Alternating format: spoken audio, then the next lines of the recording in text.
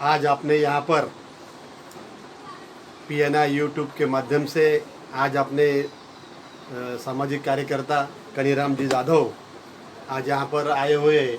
तो करीब करीब कनीराम जी जाधव आज करीब करीब 10 जगह पर झंडा वंदन करके आए हुए हैं और बहुत ही थके हुए हैं, फिर भी यहाँ पर आज अपने इधर आ चुके हैं। तो मैं उनसे निवेदन करूँगा कि भाई आज अपना भारत देश 75वां अमृत महोत्सव आज मनाया जा रहा है। तो ये इस पर ये अपने समाज पर ये अपने इस पर आपकी बात रखेंगे। कनीराम जी यादव अपने मुलुंड के बहुत ही अच्छे बड़े नेता हैं। कनीराम जी यादव अपनी बात रखेंगे।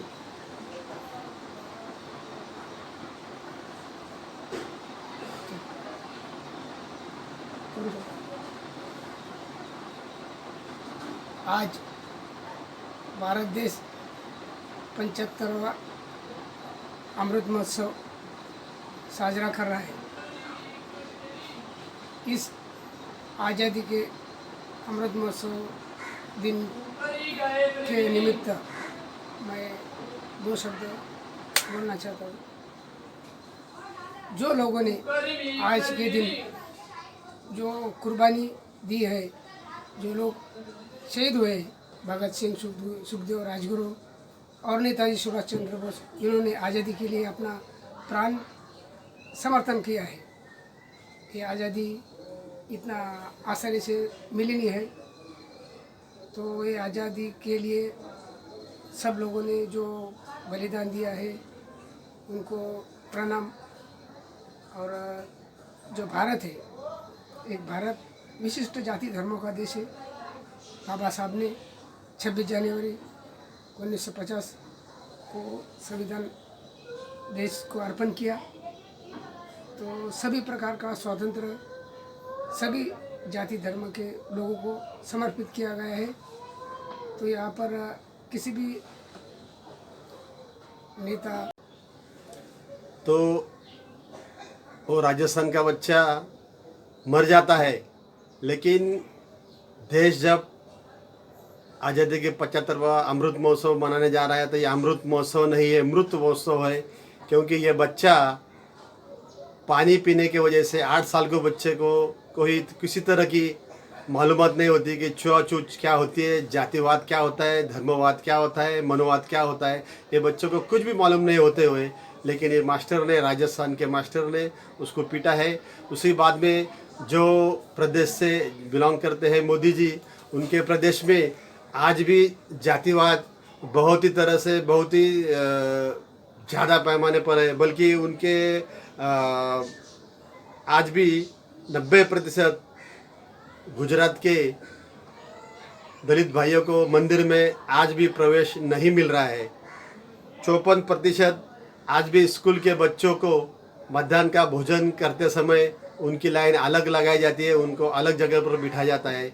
और 54% गुजरात के जो पंचायत समिति जिला परिषद सदस्य चुन कर आते हैं, तो उनको उनका चाय पानी का प्रबंध आज भी अलग जगह पे किया जाता है। उनकी कप बसी या गिलास अलग जगह पर रखकर उनको खुद को धोनी पड़ती है।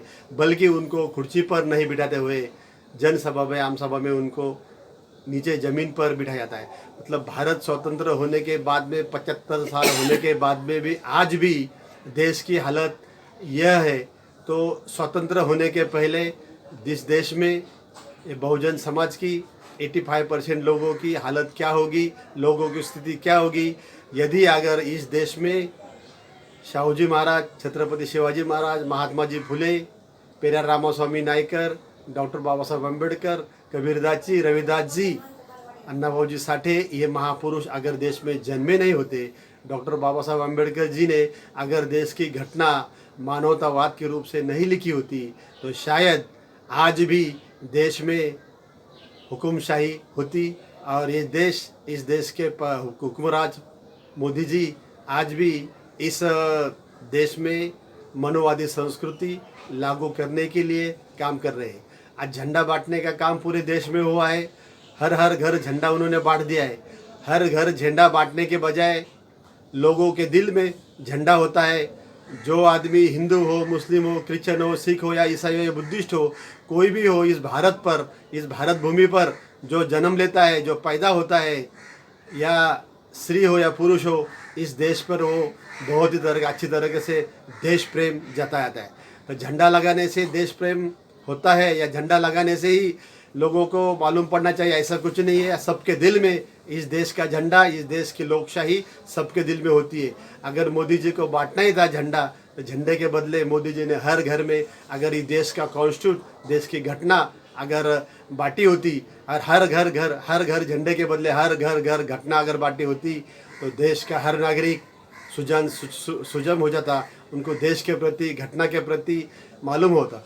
आज देश के इस बहुजन समाज में एससी के बाद में जो जिनका पहले नंबर लगता है ओबीसी भाई आज भी उनको धारा 300 उनको जो सहूलियत मिलती है, एससी के पहले बाबा साहब ने उनको सहूलियत दी गई, लेकिन आज भी ओबीसी समाज के हमारे भाई साड़े, माड़ी, तेली, तांबुड़ी, आगरी, भंडारी, सुतार, लोहार, कुंभार, ये जो लोग हैं, ये लोगों को आज भी पता नहीं है कि डॉक्टर बाबा साहेब अम्बेडकर जी ने हमको इस देश में, संविधान ने ओबीसी के मायने रखते हुए, ओबीसी में डालते हुए पूरे देश में हमको सहूलियत दी गई। शिक्षा में सहूलियत दी गई, उनको नौकरियों में उनको सहूलियत दी गई। जिला परिषद, एमपी, एमएलए के लिए सब जगह पर इस देश ने, इस मूल घटना ने, इस अपने कॉन्स्टिट्यूट ने, बाबा साहब ने ओबीसी को ले दी।